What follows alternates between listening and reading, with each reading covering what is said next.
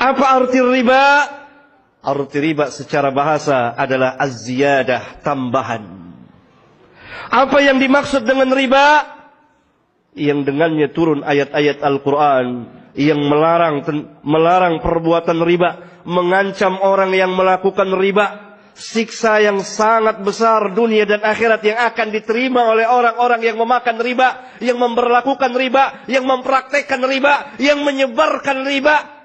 Bahkan segala yang berkaitan dengan riba terancam. Sebagaimana Rasulullah SAW telah melaknat pemakan riba, orang yang memberi makan riba, kedua orang saksinya, juru tulisnya dan kedua orang saksinya, mereka semua sama-sama berdosa. Al-Imam Muslim meriwayatkan sebuah hadis dari jalan Jabir bin Abdullah. Beliau mengatakan, la'ana Rasulullah sallallahu alaihi wasallam akilar riba wa mukilahu wa katibahu wa syahidaihi wa qala hum sawa'un. Rasulullah sallallahu alaihi wasallam telah melaknat pemakan riba, orang yang memberi makan orang lain riba, juru tulisnya, dua saksinya, mereka semua itu sama-sama berdosa. Dan Rabbuna di dalam Al-Quranul Karim berfirman, alladzina ya'kuluna ar-riba la yaqumuna illa kama yaqumu alladhi yatakhabbathu asy-syaitanu minal mas. Dzalika bi annahum qalu innamal bay'u mithlu ar-riba wa halallahu al-bay'a wa harrama ar-riba.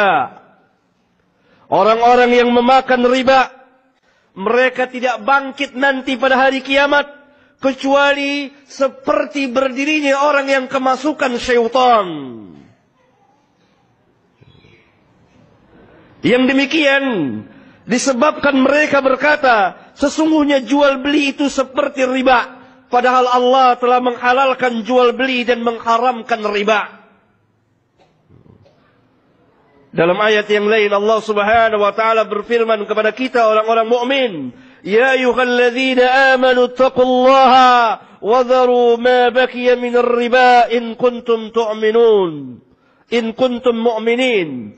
Wahai orang-orang yang beriman, bertakwalah kepada Allah dan tinggalkan segala sisa-sisa riba in kuntum mu'minin, jika memang kamu orang-orang mukmin. Apa yang dimaksud dengan riba? Riba apa yang dipraktekkan oleh orang-orang jahiliyah pada zaman turunnya wahyu ketika Nabi yang mulia sallallahu alaihi wasallam berdakwah? Praktek riba macam apa yang dilakukan oleh mereka? Para ulama menjelaskan, riba sesuai dengan arti bahasa az-ziyadah, setiap tambahan. Orang-orang jahiliyah, riba yang mereka praktekkan adalah seperti ini. Apabila seseorang itu menghutang kepada kawannya, berhutang kepada kawannya, dan kawannya mempiutangkan kepada dia dalam tempo tertentu, misalnya 1 bulan atau 2 bulan atau setahun.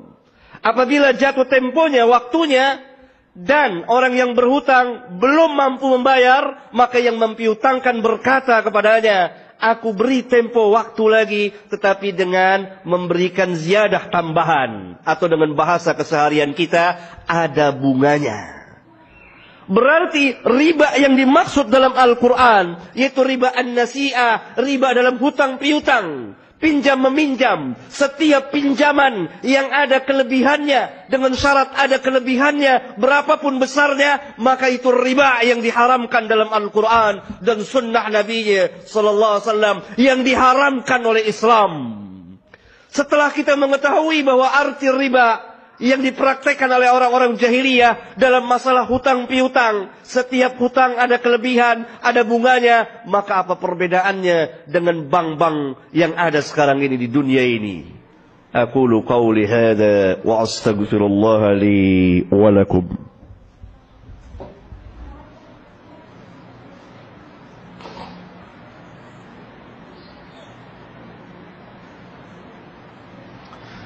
Alhamdulillah hamdan katsiran tayyiban mubarakan fih, كما يحب ربنا ويرضى والصلاة والسلام على النبي الرحمة وعلى آله وأصحابه ومن اتبعهم بإحسان إلى يوم الدين وبعد. Di dalam Islam ada satu ajaran yang sangat mulia sekali, membantu orang yang sedang kesusahan. Salah satu caranya adalah dengan meminjamkan uang kepadanya. Maka dalam Islam urusan pinjam meminjam, hutang piutang adalah urusan murni sosial 100%. Tidak ada embel-embelnya, tidak ada pamrihnya, tidak ada bunganya. Hutang 100 bayar 100, hutang 1000 bayar 1000, hutang 1 juta bayar 1 juta. Sedangkan yang dimaksud dengan riba adanya ketentuan syarat. Hutang 100 bunganya 10 rupiah. Hutang 1000 bunganya 100 sekian persen dan seterusnya.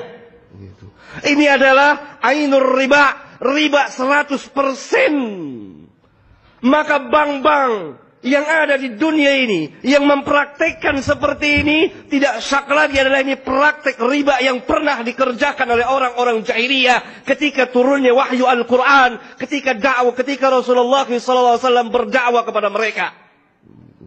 Sistem perekonomian yang seperti inilah yang kemudian dikembangkan di dunia saat ini oleh orang-orang Yahudi terutama, karena pertama orang yang mengembangkan riba adalah orang-orang Yahudi. Kalau saudara menyimpan uang di bank, maka saudara akan diberi bunga sekian persen. Bahkan kita berlomba-lomba untuk menarik bunga dari bank sebanyak-banyaknya. Dan bank itu pun berlomba-lomba satu dengan yang lain, bersaing untuk memberikan bunga yang lebih banyak, yang lebih banyak, dan yang lebih banyak.